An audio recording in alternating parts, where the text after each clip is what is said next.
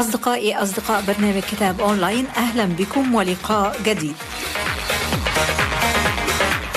اخترنا اليوم رواية ليتني امرأة عادية للكاتبة هنوف الجاسر، وهي كاتبة سعودية بدأت كتابتها على الإنترنت وحققت شهرة واسعة. الرواية من موقع إليك كتابي أو My Book for You www.mybook4you.com.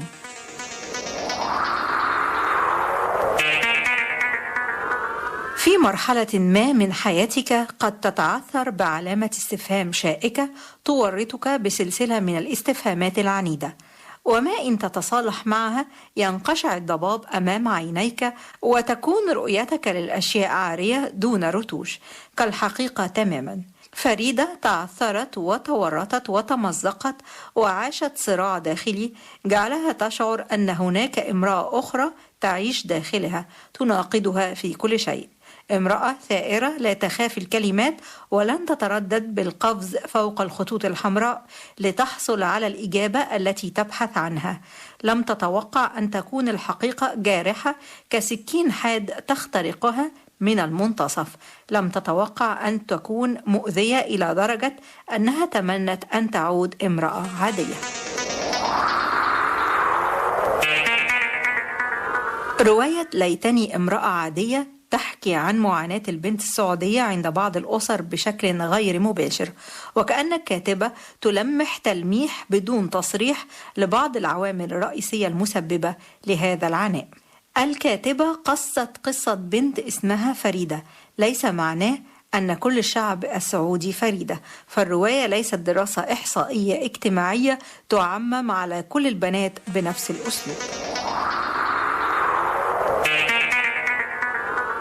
فريدة بنت متميزة، لكن كل طموحها كان مقموع من أهلها، وطمحت بالحب الذي يخلصها من كل شيء، وكانت كل تجاربها فاشلة معه، ولكن انتقالها من قصة إلى أخرى كان جميلا جدا.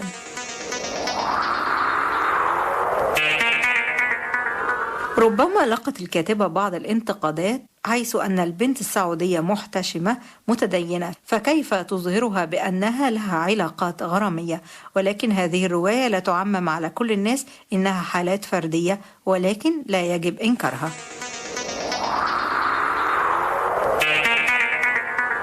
المهم في رواية النهاردة أن كل شخص يفهمها من وجهة نظره ومن ثقافته وعاداته وتقاليده، وأيضا حسب واقع الكلمات في نفسه.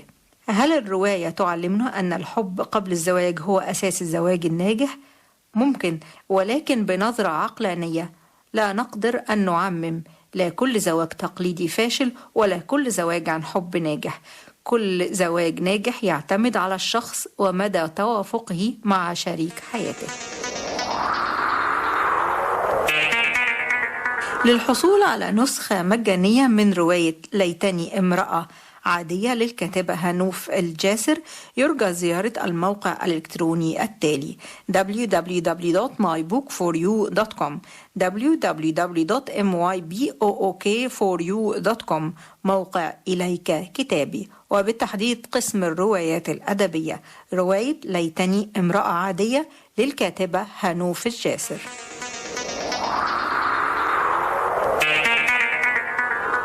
وتعالوا معنا نستمع لرأي قارئة من أصدقاء البرنامج في رواية النهاردة. أنا اسمي إيمان. أنا قريت رواية اسمها ليتني امرأة عادية. الرواية دي لهنوف الجاسر.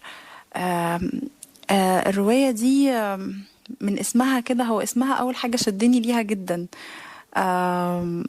الامرأة دي بتتكلم عن بطلة اسمها فريدة. فريدة دي عندها 28 سنة وبتواجه ضغوط مجتمعية علشان سنها كبر وما اتجوزتش، الضغوط اللي كل بنت في مجتمعنا بتتعرض لها الفترة دي. رغم ان فريدة يعني من دولة خليجية مش مصرية، إلا ان نفس المشكلات بتواجهها البنات أول ما سنهم يعدي 25 وما تخطبوش أو ما تجوزوش، بتبقى مشكلة. بيبقى فيه قلق ضخم جدا. فالرواية بتحكي عن فريدة دي. فريدة زيها زي برضو بنات كتيرة قوي في مجتمعنا بطلت تحضر أفراح بسبب الكلام اللي مش لذيذ اللي بتسمعه طول ما هي في الفرح، وعقبالك وعايزين نفرح بيكي، وحاجات حاجات اللي بتضايق وملهاش لازمة، لأنه احنا يعني عايشين حياتنا، والجواز لا بيقلل ولا بيزود من حد. فالقصة أو الرواية دي بصراحة يعني شدتني جدا، لأنها بجد بتمثل حياة كل بنت، وبتمثل يعني كل بنت عايشة حياتها بطريقتها، ومش لازم أبدا إن هي تتجوز وتمشي وراء المجتمع وتقاليد المجتمع اللي يمكن تكون سخيفة وحاجات هي ملهاش يد فيها ولا ليها ذنب. اني دلوقتي سني كبر بس انا متعلمة، وان انا عندي كيان وعندي شغل وعندي حياتي الخاصة اللي ما ينفعش ان اي حد يتدخل فيها بمزاجه، وان اي حد ممكن يشوفني اني مش انسانة كاملة علشان مش متزوجة، او ان سني كبر ويا حرام ما اتجوزتش. بل بالعكس، يمكن في بنات اصغر مننا واتجوزوا بس حياتهم فشلت وحياتهم الزوجية ما استمرتش، ودي مشكلة بجد بتواجهنا احنا في مجتمعاتنا الشرقية. بقت بجد مشكلة بتخلي البنات بقت مش عايز تحضر أفراح، مش عايز تحضر مناسبات اجتماعية بسبب فعلا المشكلة دي، لأنها بجد أزمة.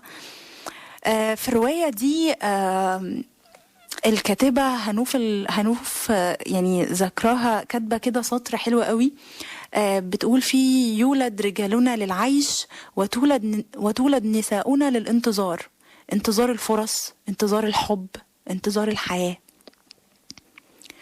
يمكن تكون عبرت في السطر ده عن حياة بنات كتيرة قوي.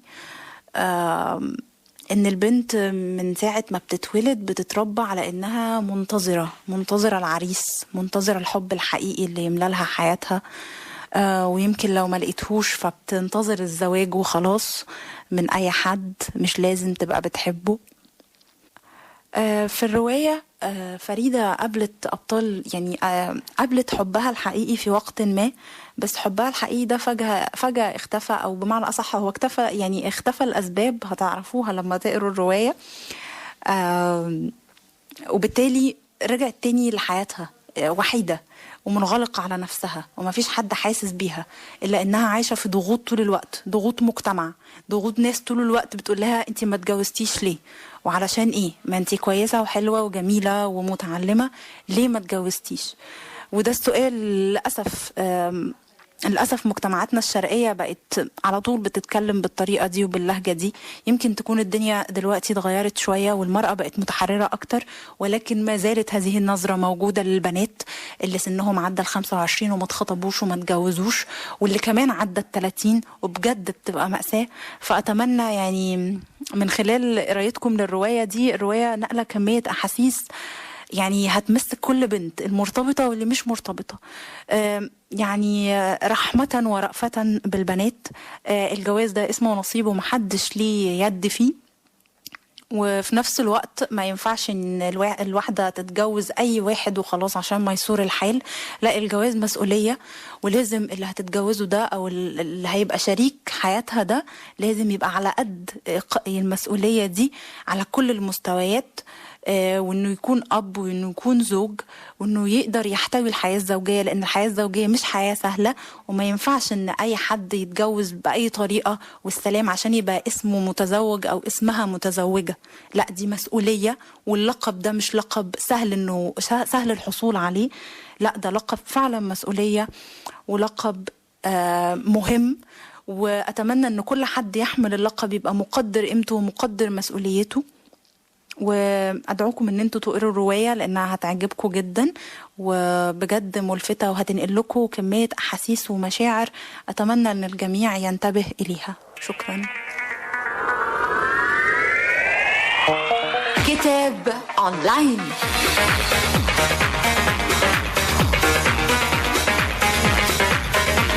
إعداد أميرة خفاجي، تقديم نسرين شعبان.